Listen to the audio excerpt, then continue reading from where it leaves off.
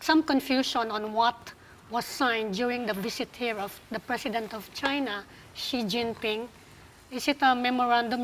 I'm sure you have read what was signed, because there was also some confusion exactly on the document. Someone put out this document, and then someone said, no, that's not the document.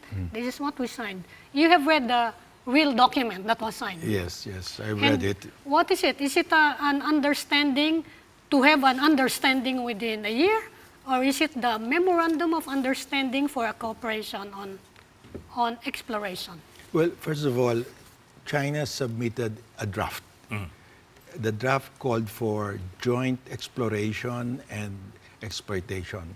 Now, joint exploration is not allowed by our Constitution, because the Constitution says the Philippines shall have full control in the exploration and exploitation. If we agree to joint exploration and exploitation, we lose full control. So we cannot agree to joint exploration or exploitation. The DFA sent a counter draft to China, which calls for cooperation in oil and gas activities through service contracts. This is a completely different concept, because the vehicle for the cooperation will be the service contract.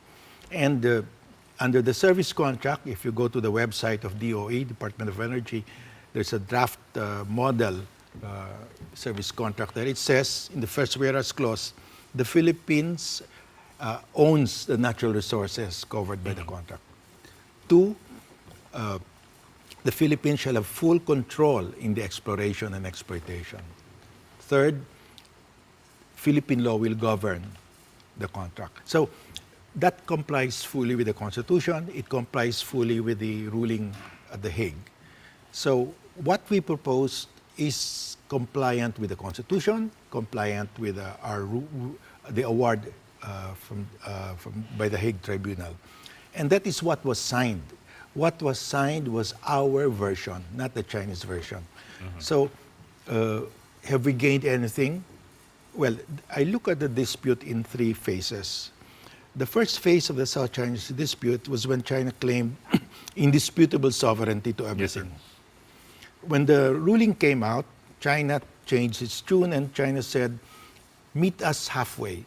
So I asked the Chinese guru, Wu Shikun, what they meant by meeting China halfway. He refused to answer. I asked, does it mean half of the sovereign rights, or half of the income, or both? He refused to answer. There is a 3rd phase. And in the 3rd phase, I expect that China will not claim any sovereign rights anymore, but will ask for half of the income. Under the 3rd phase, we can have an agreement with China because we retain sovereign rights. We can give China half of the income, but they have to work for it. They will provide the services to get the gas. And that's about what we pay also Shell. So it's part of the industry practice. The MOU that was signed is the vehicle to bring China to the 3rd phase. But will China actually enter the 3rd phase? I still cannot say for sure, because China can always walk back to joint exploration, which we have to reject.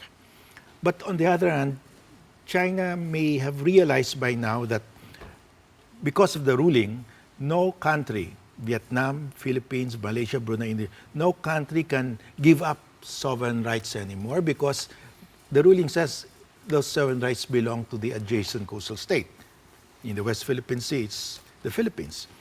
So China might be saying now, might be thinking, well, let's just get half of the income. Are we there? I'm not sure. We will know within 12 months when Sinuk and Forum Energy will discuss. Sir, I'd like to ask you again about the distinctions you made between joint exploration and exploitation versus what we would call a cooperative agreement, or maybe even a service contract. Yes. Can you explain to us the nuancing and the differences between the two? Well, in a joint exploration, we agree that the other state, China in this case, China has part control of the exploration. Yes. But that is prohibited by the Constitution because the Constitution says the Philippines must have full control and supervision. So we cannot agree to joint Yes, sir. exploration. In service contract, the service contractor acknowledges that the natural resources belong to the Philippine state, that the Philippine state has full control in the exploration, can direct them what to do, and they will follow Philippine laws and rules and regulations. Parang kontratista ka lang. Kontratista sumunod lang. ka sa amin. Our agent lang. Ayun, that's a good way of putting it. Parang ahente ka namin. Yeah, Ikaw yes. yung ano. You just follow our subcontractor. instructions and then get the gas, we pay you in kind or in cash. And what we are looking at, hopefully, is something like that in the next Yes. 12 months. In the next 12 months, we want China to invest in or buy into Forum Energy and assume the contract of Forum Energy as a service contractor We have a similar setup with Shell in Malampaya. in Malampaya. So it's been done before, so it's okay. Yes, But it's okay. In Malampaya, the gas is being lifted by Shell, which is foreign-owned, 90% foreign-owned. And in the service contract, Shell acknowledges that the gas belongs to the Philippine state. But in this case, will it affect China's claims in the South China Sea? Well, How will it affect? Well, if China agrees to enter, to cooperate with us through service contracts, in effect, they would be admitting that we have sovereign rights. And that means they're admitting that they don't have sovereign rights. That's why I like this vehicle. Yes, sir. Yes, sir. But they also get something because they will get half of the income. Yes, sir. My question has to do with that. Why did China agree to something that, in effect, cedes to us sovereign rights? Something that, for the last 3-4 years, they seem to be bitterly opposed to. Well, that's what I'm saying. Because with that ruling now, no ASEAN state, Vietnam, the Philippines, Malaysia, Brunei, will ever agree to giving up sovereign rights. Yes, sir. Because to give that up, you will have to face your people, and the people will not allow that. So China will have to consider the third phase, to get half of the income without getting the sovereign rights. And it still gets half of the income. And it will not have any effect on its other. I mean, That- the Well, in way. effect, it will be giving up its sovereign rights claim. And which is why you're not yet so sure if this deal Yes. will push through. I'm not yet so sure that China will actually enter the third phase. Because in the third phase, it will give up its claim to sovereign rights. Yes, sir. It will only get half of the income.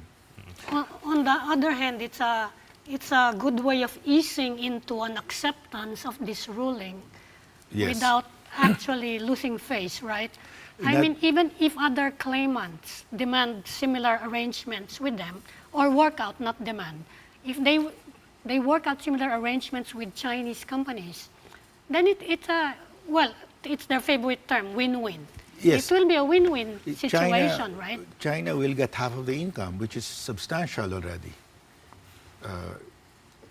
Because you cannot eat sovereign rights, you cannot consume Yes. sovereign rights, so it will get half of the income, and maybe that will satisfy the Chinese people. I really don't know how they will sell sir. this, but that is the only solution I can see. Other than that, the dispute will go on and on and on. Yes, sir. Sir. Let me play the devil's advocate. Is there any chance, again, the devil's advocate, is there any chance that in the end China may decide that in the course of the development, the cooperative development, China may decide to say that we will go back to our original position, that this is our area, and we have full sovereign control over the reed bank. Well, the moment they agree to be a service contractor, they already admit that they don't have the sovereign rights. Yes, sir. And it will be difficult for them to tell the world that they have sovereign rights because they already admitted. Because That's why you do not easily give up your sovereign rights, because once you give up your sovereign rights, you practically lose that forever.